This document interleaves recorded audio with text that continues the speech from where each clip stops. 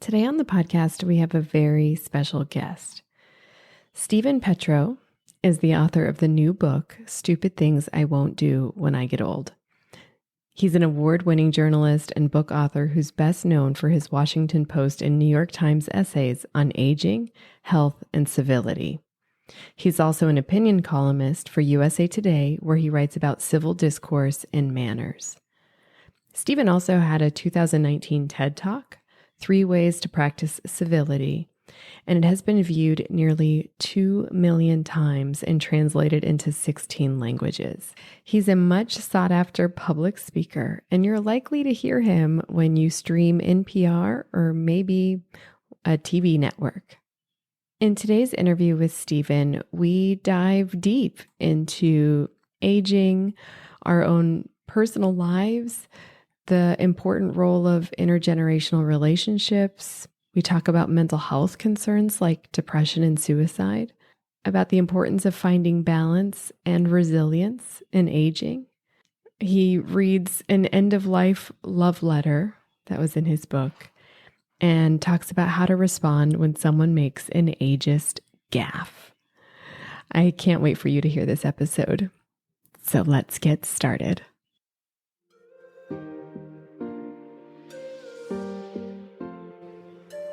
I'm Dr. Regina Koepp. I'm a clinical geropsychologist, which means that I'm a psychologist who specializes with older adults and families. And this is the Psychology of Aging podcast, your go-to resource for mental health and aging. Steven Petrow, thank you so much for joining me today on the Psychology of Aging podcast and talking about your new book, Stupid Things I Won't Do When I Get Old, which when I started reading this, I thought, or actually your publisher reached out to me and asked if I would interview you. And I was like, oh, I don't know if I want to interview somebody about a book that says stupid things I won't do when I get old. I thought, well, will your anti-ageism match my anti-ageism? And I have a pretty self-righteous, even though I'm not even an older adult, pretty self-righteous anti-ageism. And then I started reading your book and I couldn't put it down. And I just fell in love with you and the way you tell stories and just your transparency. And I'd love it if you would share a little bit about how you named your book and what you're hoping to achieve with it. So, well, first of all, it's just great to be with you. I've been looking forward to this. And, the title it's a little bit out there. And the book was based on an essay I did for the New York Times about 4 years ago. And that essay came about after I was observing my parents as they got into their 70s, and I had just turned 50. And I saw that they were making decisions that were not really in their best interest. And they were sort of small things like my mother loved her home decor. She wouldn't pick up the throw rugs that my dad kept tripping over and falling. So I just kept adding to this list. I got to about 100. And then because I often write about things for the newspapers, I wrote about it. And it was under the headline, Things I Will Do Differently When I Get Old. And so it was much more milquetoast in tone. It still got a ton of attention. It was on the most read list for about 2 weeks. And then people started sending their lists to me. And I must have gotten more than 300, actually. Wow. I thought I was doing this thing in private. I had my own little shame bubble about, being a spy. And then, all these other people are doing it. And I realized we felt badly. We felt like we were doing something wrong. We were finger pointing at those that we loved. And yet we loved them.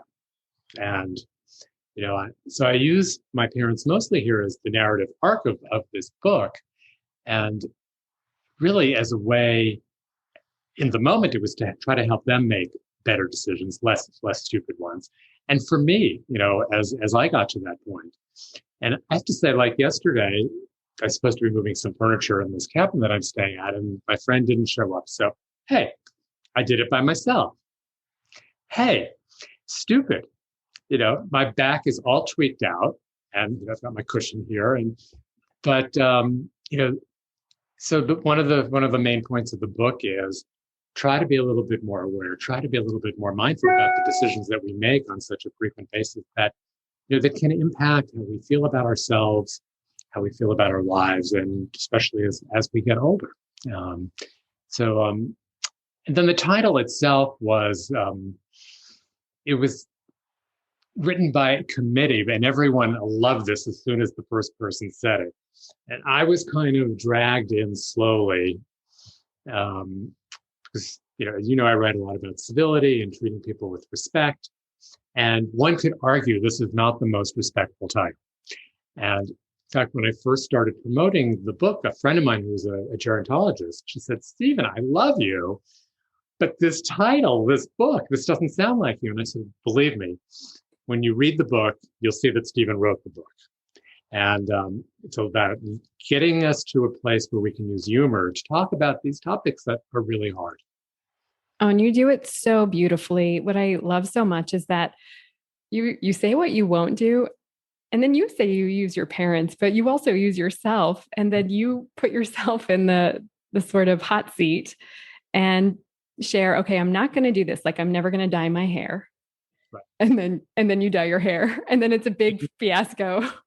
Yeah, I mean, it was just awful. But my hair cutter said he had, this great new technique, and no one would know, and I would look younger. And I was working in the digital space then. And I was like, I think at 40, I was the third oldest out of 500 people, and so he did it, and I came out, as my friend Vince said, looking like a trashy secretary from Staten Island.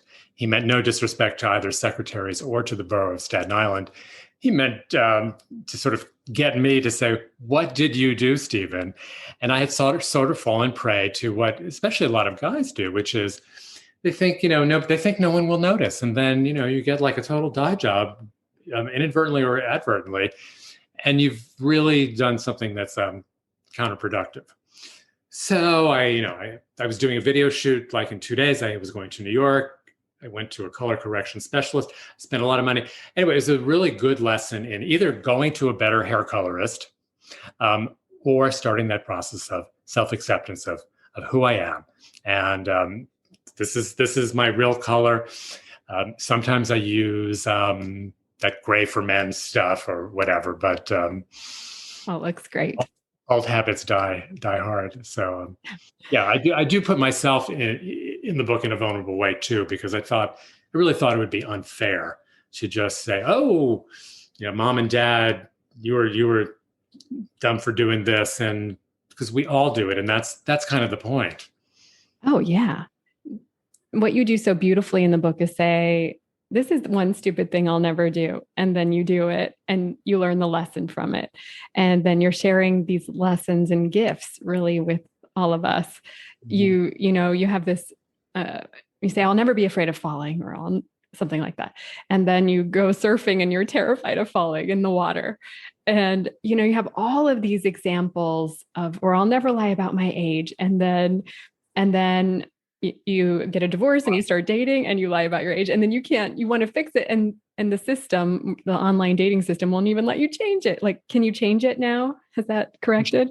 Most of those dating apps, but I think in Tinder, you can't change anything. If you chose the wrong handle, the wrong age, you are now this person unless you deactivate your account. And, I was lying. And then it was making me begin to feel badly about myself, and sort of it was all these little things, okay, he lies about his age, he'd colored his hair, I was sending out those birthday cards that were kind of snarky, and, I'm going to give you this card and it's going to say almost nothing because you might not live to, more than 10 minutes after you get it, kind of thing. So I was really, I realized I was propagating these stereotypes about what it means to be older. And I know you know this, but I was kind of surprised to learn how, what they call casual ageism or everyday ageism impacts our health, our mental health, and shortens our life expectancy. So it's so important that we start to become aware of what we're doing to ourselves and to those we love, and change. Yeah. And your book is a great sort of gift to helping us do that. I mean, each chapter is basically an example of what you won't do, and then how either you did it or you learned a lesson with it, and which was just so clever and friendly. And one of my favorite examples, and this wasn't what you won't, or I can't remember what you wouldn't do, but you talk about your friendship with Denise, who is a 90-something-year-old friend, and you share about the importance of multi-generational relationships and mentorship. And that was such a beautiful story. And then as I was preparing for this interview, I was learning more about you online. I was researching more about you, and I learned that you had created or have a fellowship in your name at the Virginia Center for Creative Arts. And it's to help sponsor or provide a fellowship for LGBTQ journalists. Is that right? Can you? LGBTQ writers, emerging writers. And I'm on the board of what's called the VCCA. And it's an art residency program for writers, for visual artists, and for composers. And I've been going there about 15 years as a fellow. And then I realized, and this is part of also the arc of the book, I realized, now that I'm in my 60s, I'm 63, that it's time to start implementing the list and to start doing the things that I said that I would. And giving back was one of them. And it's been a very gratifying experience to, I think we're in our 4th year now, to have awarded this fellowship. I've gotten to know each of the individuals some. And it also reflects this shift of, when I was younger, I was very focused on what people called the resume values. What degrees did I have? What jobs? What job titles? How much money? How many? When clout existed as a social media platform, how many clout followers I had? And as I kind of passed through 60, I realized there's this other way to evaluate yourself, and it's sort of roughly called eulogy values, but it's really how do you want to be remembered by the people you came in contact with? And nobody really wants to be remembered by the number of clout followers they had. And so it's, in a very sort of conscious way, I've been trying to do things that help others. I write about civility and kindness a lot. And that's like professional, Steven. But I also, and I'm far from perfect in this, I just want to be totally frank about that. But in my day-to-day life, I try to be nicer. I grew up in Manhattan. I probably didn't grow up being a nice person. I had to elbow my way to get everything. I lived on the subways. And we all came from backgrounds where we might not have become the person that we would like to be now. So I often take what's called the sacred pause. I learned that in meditation. So, if you were to suddenly ask me something and I don't know what to say here, I would just take that moment of a breath and a pause, and then answer you, rather than sort of coming right out. And so in situations now, I try to take that pause and then do the better or the nicer thing. And sometimes it works, sometimes it doesn't, to be honest. I'm still quite human and wired. Oh, thank God I'm not alone. No. Yeah, thank you for sharing that. Because you're creating this fellowship, it's such a beautiful example of mentorship and giving back, and in a way that Denise gave to you. And I'm imagining that the fellows are younger, not at the stage in career that you are. So it's a great opportunity to create multi-generational relationships, like you talked about. Yes, and and Denise is just such a wonderful story. I met her when she was about 77, and I was, I think, 39 or 40, and I applied to be a tenant in her duplex in San Francisco. She was so busy, she couldn't schedule me for an appointment. She was doing water aerobics. She was still a cheerleader with 3 of her friends, called the last hoorahs, the last hoorahs. And so she would go do like charity cheerleading things to cheer up people and so on. And she was copy editor on the local newspaper. So when I finally sat down with her and met her, I got the apartment, but she said to me, I am trying to surround myself with younger people because I want to stay connected. And also, I realized, this is her saying, as I get older, my friends are passing. So we stayed friends for 20 years. She was 98 when she died. She had really a collection of younger friends, 20 to 40 years younger. And she was a mentor to me in many ways. And also, we were able to mentor her, especially on IT issues. When she would get a new computer or a new iPhone, she would call up her IT squad. But I like to describe Denise as a role model, but also as what I call a perennial. Literally, she would have been greatest generation. I would have been millennial, so on and so forth. But we need to get out of those labels. We need to really kind of cross-pollinate and see each other for who we are and have those connections and experiences. So as they say in the South, bless her heart, Denise. Now, tell us what a perennial is. So I did not make up that term. It's, I think, the sociologist who came up with that. But it's really an individual who tries to connect across demographic boundaries and stay in touch, stay passionate, and stay connected, regardless of their age. So you could be a perennial at 25. I like to think that my nieces are that. You could be a perennial at my age, in your 60s and in your 90s. It's a lot about the psychology of aging or one's attitudes. And, those don't get old in the same way that our bodies might get older over time. This is a very clever little device up there. But yeah. I'm impacting your territory, so I don't want to do that because you're the expert. You're closer to an older adult though, so. But perennial too in gardening, right? Isn't a perennial flower one that blooms in any season? And I think it's one who blooms year after year after year. Year after year. Okay. Thank you. Annual, which, right. Shot pony. Okay, thanks. Yeah. So I knew it had to do with blooming. Okay. So you're blooming year after year. You don't have an expiration date. I don't have an expiration date. Like an annual. Mm-hmm. That's a very good metaphor. Since we were just talking about psychology of aging, in your book, you talk about a little bit about your history with depression, mm-hmm. and finally sharing about your experience with depression when you were 59.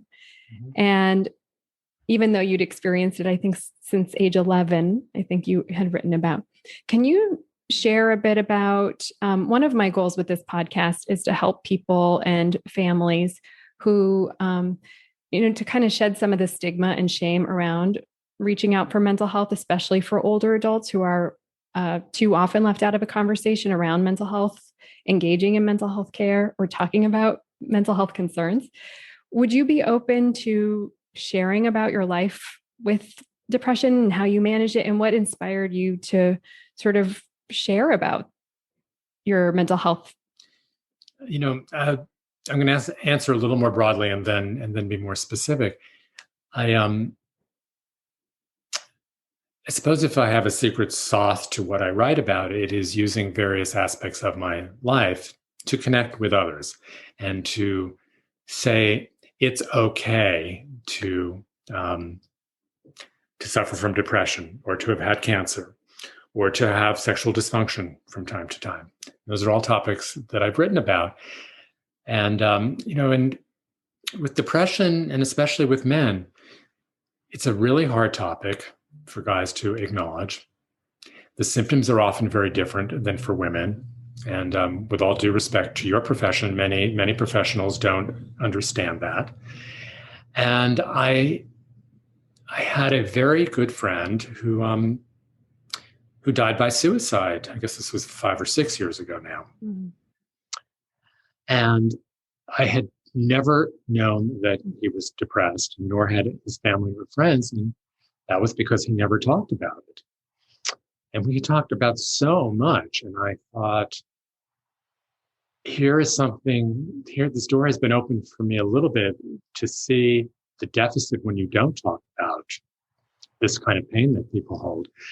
So I said, well, I'm gonna try writing about it. And about the same time, I had interviewed Andrew Solomon, who I consider just a mentor in so many ways, as a gay man and as a man who has suffered from and written about depression. And it's always helpful to have role models, so you can see that you're not walking on a cliff that you just kind of fall off of.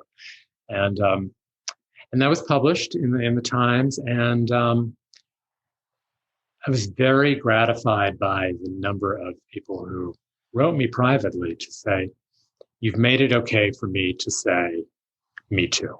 This was before Me Too, but that's what I was hoping to do, and then to be able to point people to resources, and in some ways to help professionals in this field also start to realize that they should be looking for some different things than they might otherwise. And so thank you for asking about that. Thank you for sharing it. It's so important and relevant beyond even, here, just here being this podcast. It's such an important part of human life. And in the book, you are so open and transparent about your own experience. You mentioned living with cancer as a young man, your personal mental health journey, and your relationship journeys. And, your being willing to share that has really also inspired me to be more courageous and generous. I think there is a generosity in you sharing your story. And I think it's inspired me to be more honest with more open about sharing my own. So thank you for that. Is it appropriate for me to ask you in what ways? Sure. Yeah. So a couple of weeks ago, I had a podcast. I grew up in pretty stark poverty. So we were homeless until I was 8, and raised by my mom and with my 4 brothers. And none of our dads or bio dads. I shared on that podcast, my bio dad is a transgender woman. She transitioned later in life, so I'll use feminine pronouns for her, but I'll say bio dad so you can anchor her in my life. So I just shared a little bit about that, and I was kind of afraid to share it on the podcast because I was afraid it would just live on in perpetuity and I could never change it. And then I thought, well, so what? So what if it does? And I talked about how I didn't grow up with grandparents, and how working with older adults sort of helped me to heal some of the wounds of abandonment in my life, and not knowing grandparents and getting sort of modeling for that. Like you said, it's so important to have that mentorship so you can see what's possible for you, even if you're from a historically disenfranchised group of people, like if you're LGBTQ, or if you, hold a ethnic minority identity that's just, harmed in society and experiences a lot of trauma, or if you grew up in poverty like me. And I had experienced a lot of abandonment, and I talked about that. And then how the opportunity to work with older men who had also abandoned their children was a way for me to heal some of, even though it was, my patients didn't know this about me, even just working through with somebody that journey or the process of remorse and grieving the loss of relationships, and seeing just what that looks like in older adulthood following abandonment was so rewarding for me in terms of my own healing process. So that's a little bit about what I shared in the past. Well, thank you for answering that for me. And, there's a courage and an honesty, that I see in you, and that I'm working for in myself. And this might be a little bit off topic, but we live in such a fractured and polarized world. I think that's really one of the biggest challenges to all of us, whether you're red, blue, purple, green. And the more that we can be authentic and be open about our strengths, but also our weaknesses and our fears, I think that is what connects us. And that is part of the human condition. Yeah. And, so I think, I hadn't really thought about this book in that way, but that's partly what I'm seeing now that I hope will come out of it. That if we can talk more, about illness and about lack of independence and fear of death and dying, those are universal attributes, and we're going to get closer to each other. And maybe, maybe the red and the blue will fade away a little bit more. I hope so. I hope that we can see common humanity. Mm-hmm. And I think you're right about transparency and vulnerability. And I actually don't think it's too far off topic. I think it's right in the sweet spot, the essence of why we do you write and I do this podcast. So I think it's right on. Oh, thanks. You part of this, in your book, I'm trying to make a link between what we just said and where I want to go next, but maybe there will be no link. In your book, you talk about finding balance. And this was such a sweet chapter. I want to read a little excerpt. Okay. So you talk about finding balance, and you talk about being in San Francisco and there's an earthquake and you're in a high-rise hotel or something. And this building is sort of designed for earthquakes. So you're moving a lot and it's intense. Will you set the stage for us before I read this excerpt? What was it like to be in that building? So this was a very tall skyscraper, and it was an office building with these fantastic windows of the entire Bay Area. I've been up there many times before. And then this earthquake started, and the structural engineering on this building is meant to allow the building to sway with the seismic waves. Because if not, over will go the building. And that became a metaphor to me about what it means to be resilient. And up until that point, I thought, well, if you have something come at you, you need to have that fight and fear response and get rigid and hunker down. Like if that building had hunkered down, that we would have all gone over. So, I think I talk in the section you're going to read about sort of learning to be more like a weeping willow and learning to have this kind of flexibility that will allow me to be resilient and thrive in the end. Something like that. Yeah. So you said I survived, obviously, climbing back out from under a desk once the trembler stopped. I'll skip more of the engineering gobbledygook, but that earthquake revealed to me that balance is not about stability or rigidity, but the ability to yield and move. And really with this book, I really feel like you are helping us all and yourself. You're describing your yielding and moving through older adulthood, and you're doing it with such balance and grace. And then later in that's my I didn't write that. No, that's my assessment of this book. But then later, this is what you do, right? You write about this yoga class and learning about balance. And you say that the more quickly you can respond and make those adjustments, that's balance. Balance comes from adapting quickly. I think that was your yoga teacher, Susan. And you then go on to say, my 60s are no time to mindlessly swallow the, help me with this, bromides. Yeah, bromides. Kool-Aid. Oh, thank you. Okay.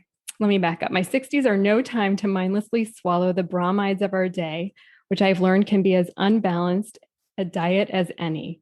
Whether it's falling in a yoga class or falling short in life, I can see more clearly now that the coveted state of balance is not about stasis or symmetry, but flexibility and change. I love this. So I wanted to say that your book is just such a great opportunity for us all to sort of weather these earthquakes that come with life, and maybe or maybe not with aging, depends on your life. And but just how we could all, I think this is a book for any age, really, because for perennials, because we could all learn the lessons that you're sort of laying out for us. Well, I do think it's for all ages, because no matter how old you are, you face challenges, and a good life will teach us how to respond to those and give us a little bit more experience as we get into the next set of them. And there's no reason to think that they are going to end. And often, like an earthquake, there's really nothing that you can do to prevent that. But what you can do is do the work within yourself to be adaptable, to be flexible, to not have a fear response, and to, to grasp it in some way and to go forward with that. Just like the engineers built that building, you have some element of control to sort of build a healthy lifestyle for you. Yeah. And one point I make in the book that matters a lot to me is that in this culture, we have really conflated being older with being sick. Yeah. And as though they're both bad. Yeah. And, I'd really take exception to that, because that is one of the bromides of this time. And, being older, is not bad. And in fact, is good. Or it's, sort of neutral free. But, there is the experience, there's the wisdom, there's the nature of being a perennial, and having those kind of connections that they get overlooked in the imagery that we see. I was just going through some things this morning, and a friend of mine thought this was really funny. And I guess, I haven't read the book yet because as of today, it's not out. And it was the text was, "How does grandma delete a friend on Facebook?"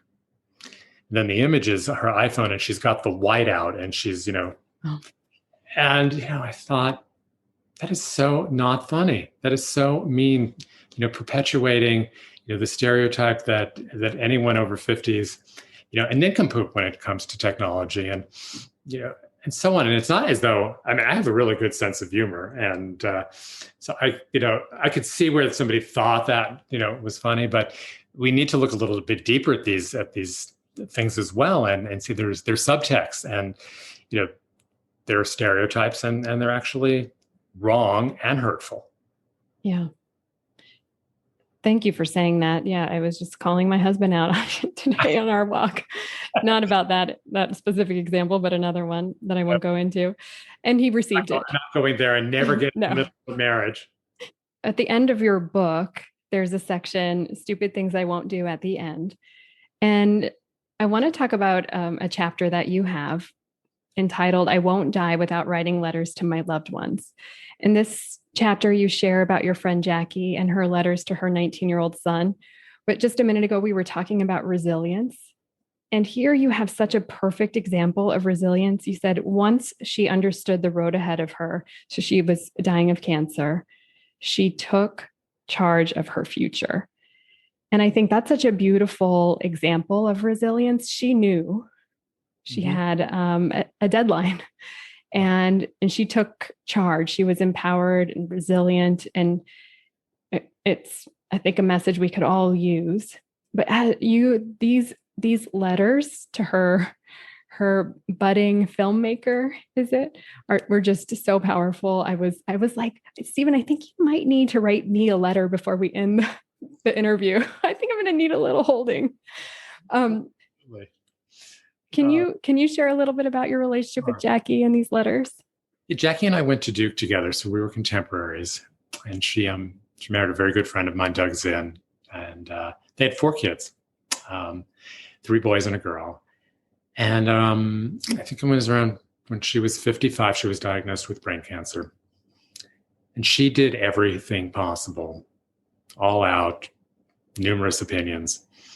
And then she got to the point where she realized it wasn't going to work out for her. And so I didn't know this at the time, but Doug told me after she had died that in those last couple of weeks, and I believe she was in a wheelchair and actually could not use her right arm, and she was right-handed, but she was writing 3 letters each to the kids, one for graduating from college, one when they got married, and I think then when they started a family, and put an enormous amount of effort into them.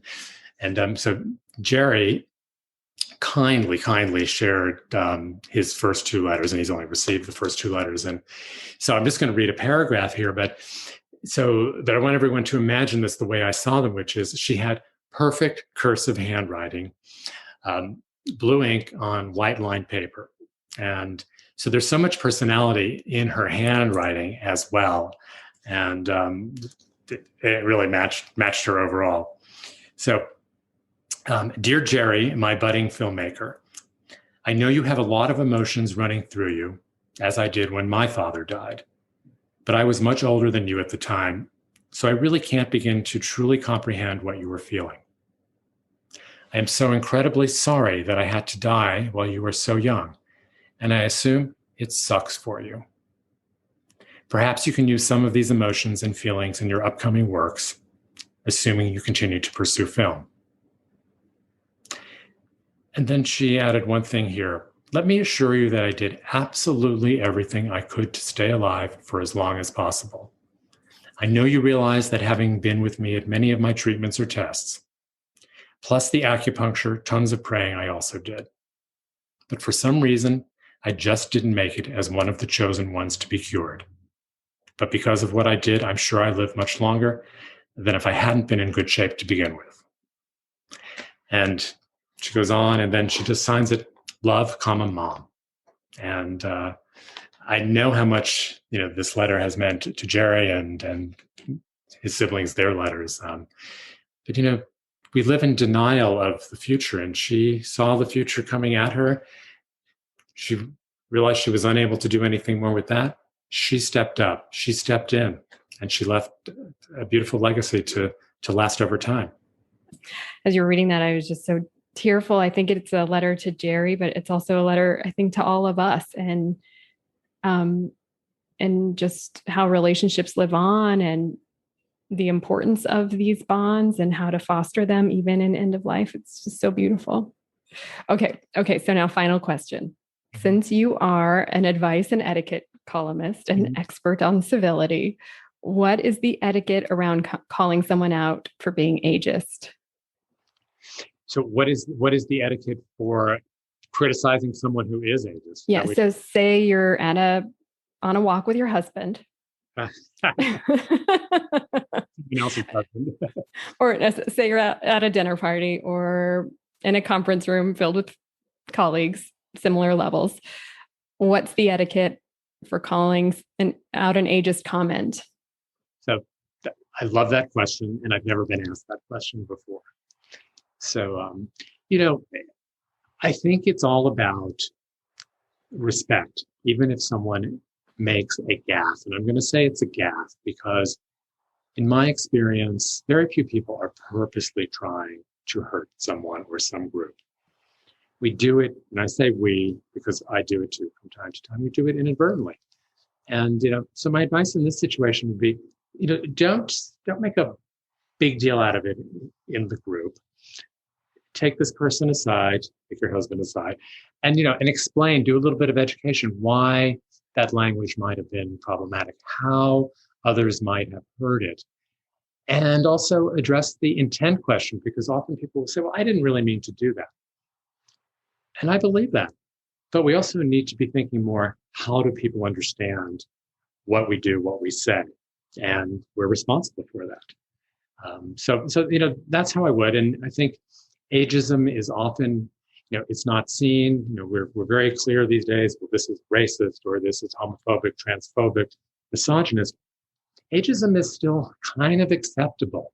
And that's part of the education that you and I are both doing here. Yeah. And you're helping to highlight ageism and also helping us to find our balance in the midst of illness, in the midst of typical aging, in the midst of body changes, and so many things. So I love your book. I loved reading it. I laughed, I cried. It was so warming and lovely. So thank you. I'll put a link in the show notes where people can go and buy it.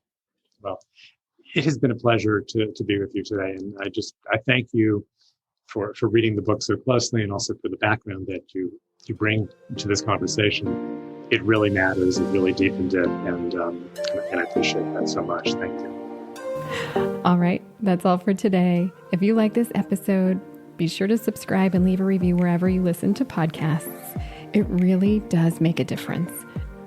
I'll see you next week. Same time, same place. Bye for now.